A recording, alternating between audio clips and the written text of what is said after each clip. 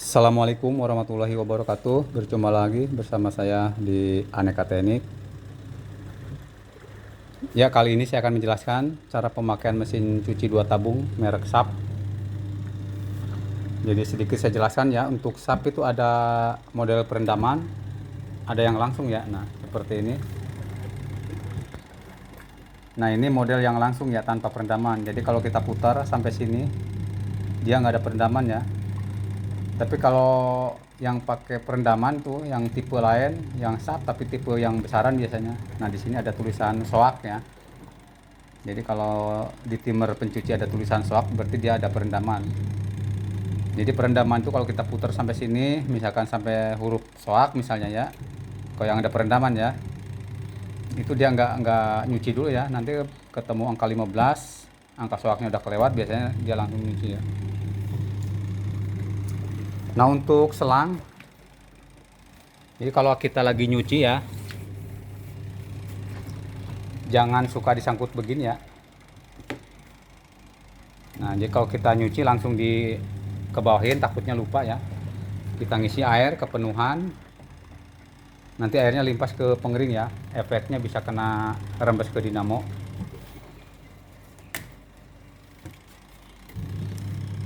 Nah, selanjutnya ya, karena ini lagi nyuci ya, tapi kita jelaskan proses awalnya. Nah, di sini ada selang pengisian air ya. Jadi untuk merek-merek lain, tipe lain biasanya ada di atas ya, atau di pinggir sini. Kalau SAP tipe yang ini ada di dalam ya. Jadi kita buka tutupnya dulu. Jadi nanti baru kelihatan ya, ini untuk ininya ya, untuk pengisian, corong pengisian airnya. Nah, untuk selanjutnya, jadi kalau kita nyuci kondisi kosong ya, sebelumnya belum ada pakaian, belum ada air, kita masukkan pakaian ya. Masukkan pakaian maksimal separuh tabung ya, kondisi dipadatkan.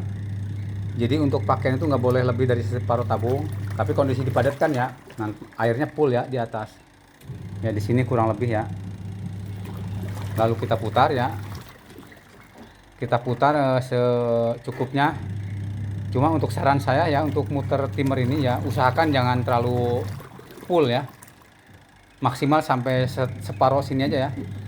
Soalnya kalau terlalu full, nanti ini cepat lemah ya. Karena timer ini untuk pernya di dalam kan ada pernya ya, per roll. Jadi kalau kita terlalu sering full ke sini ya, nanti bisa lemah, bisa rusak, bisa mati. Nah, pertama biasanya kalau kita sering putar full, ciri-cirinya nanti kalau udah mau rusak ya, dia suka diem ya. Misalkan kita putar sampai sini ya, nanti diem nggak mestinya kan dia geser gini ya, mundur terus. Tapi kalau udah lemah dia diem, atau dia misalkan begitu kita putar langsung balik ya, ngentak ceplak ya, balik ke off lagi ya. Kita putar balik lagi ya, jadi nggak nyangkut ya. Nah, terus selanjutnya bisa putaran satu arah ya. Jadi kalau kita putar dia diem ya, nggak mau balik ya. Kalau ini kan dia bunyi ya, bunyi mundur nanti ya. Tapi kalau yang udah rusak dia diem, nanti putaran biasa satu arah ya, bisa ke kanan apa ke kiri ya, misalnya ke kanan terus ya. Nah, selanjutnya kita putar ya, kalau kita pakaian udah dimasukin secukupnya ya, maksimal separuh tabung, air full ya, lalu kita kasih deterjen. Kalau untuk 2 tabung bebas ya, mau rinso cair apa, deterjen cair apa bubuk bebas. Nah, kalau misalkan udah dianggap udah selesai, misalkan ini udah selesai ya, kita masukin air lagi, bilas sampai secukupnya ya. Biasanya umumnya 3 kali. Anggap aja udah bening, tinggal ini ya, tinggal mengeringkan. Jadi kita cucian pertama selesai ya, selesai habis kita buang airnya, isi air lagi, putar lagi, dan seterusnya sampai 3 kali ya biasanya. Nah, lalu pindahkan ke tabung pengering ya. Nah, dari sini setelah selesai ya, di sini anggapnya udah bersih, kita pindahkan ke tabung pengering ya. Nah, kalau bisa diusahakan ya, untuk bahan yang menyerap air, biasanya kaos, handuk itu paling usahakan paling bawah ya ditaruh. Untuk yang bahan kain, katun itu paling atas, biar nggak goncang ya. Lalu kita masukkan, padatkan. Setelah padat, kita tutup ya, tutup. Nah begini kurang lebihnya. Nah setelah ditutup, lalu kita putar, mengering ya. Nah diputar ya. Nah ini udah berputar. Nah seandainya timbul goncangan, biasanya timbul goncangan itu karena nggak rata biasanya ya. Lalu kita rapihkan lagi ya. Barangkali di sini ada yang bahan kaos yang menyerap air. Biasanya kan yang menyerap air itu yang membuat bikin goncangan ya. Kalau kita salah naruh, kita rapihkan lagi ya, dipadatkan lagi. Nah lalu kita putar lagi ya. Nah diputar. Nah untuk selanjutnya, untuk cara penempatan mesin cuci diusahakan ya, ya khususnya yang biasanya ngontrak ya, yang rumahnya kecil apa yang itu ya, jangan naruh mesin cuci di kamar mandi ya. Diusahakan ya dihindari di kamar mandi, jangan naruh mesin cuci di kamar mandi ya.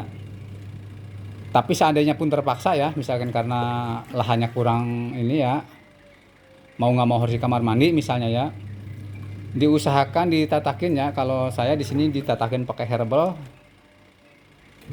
ya. Nah kalau misalkan mandi, nah misalkan di sini kita kan mandi nanti suka ada cipratannya. Nah cipratannya itu bisa kena mesin ya. Nah ini kan mesinnya rendah banget, itu bisa menimbulkan konsleting ya, bisa rusak dinamonya. Nah atau kita misalkan lagi nyuci ya, lagi nyuci. Nah terus kita biasa ada sisa air di bak ya, kita ngebuang air. Nah biasanya air buangan itu karena banyaknya dia kan nggak langsung habis ya, dia balik ya, kadang-kadang ngembeng tinggi. Nah itu bisa kena mesin ya. Nah itu hati-hati juga. Jadi kalau kita ngebuang air hati-hati ya, pelan-pelan. Nah makanya harus diusahakan diganjel ya, pakai herbal ya biar tinggi ya kalau emang di kamar mandi. Nah terus seandainya terjadi ini ya, barangkali ya, biasanya kan di rumah-rumah umumnya ya, walaupun ada jalur ground itu rata-rata nggak kepasang ya. Ini kayak macam ini kabel tanpa ground, walaupun di rumahnya ada ground tapi di sini nggak nyambung groundnya. Misalnya anggap aja ya mesin cuci begitu kita pegang ada nyetrum sedikit ya, nyetrum. Sebenarnya sih nyetrumnya nggak begitu ini, cuma kadang-kadang kita kaget. Nah cukup dibalik di sini aja ya. Nah ini kan colokan posisi begini ya. Nah ini begini. Kita balik seperti ini aja ya, dibalik arah. Nah tadi kan kabelnya ke sini ya, kita balik ke sini ya. Kalau misalkan udah dibulak-balik dia masih nyetrum, berarti harus dipasang ground ya. Kalau dipasang ground itu kita harus bongkar ini ya, bongkar. Kita nyambung kabel ke body, ke ini ya, ke kaleng di dalam ya. Kalau kita udah buka pasti kelihatan. Jadi disambungkan ke dinamo ya, ke body dinamo, ke kalengnya kabel. Lalu kita tanam ya pakai paku yang panjang ya, kurang lebih 7 cm ke dalam. Tapi diusahakan yang lembab di sini ya. Jadi pakai paku kita sambung kabel, masukin ke itu ya, ke body dinamo ya, ke kalengnya, dibaut. Kalau misalkan dibulak-balik, misalkan kabel ini dibalik masih nyetrum ya, harus pakai ground ya. Ya mungkin itu saja ya, mohon bantuannya di subscribe, di like, di share. Kalau yang belum paham silahkan ditanyakan di kolom komentar. Terima kasih. Assalamualaikum warahmatullahi wabarakatuh.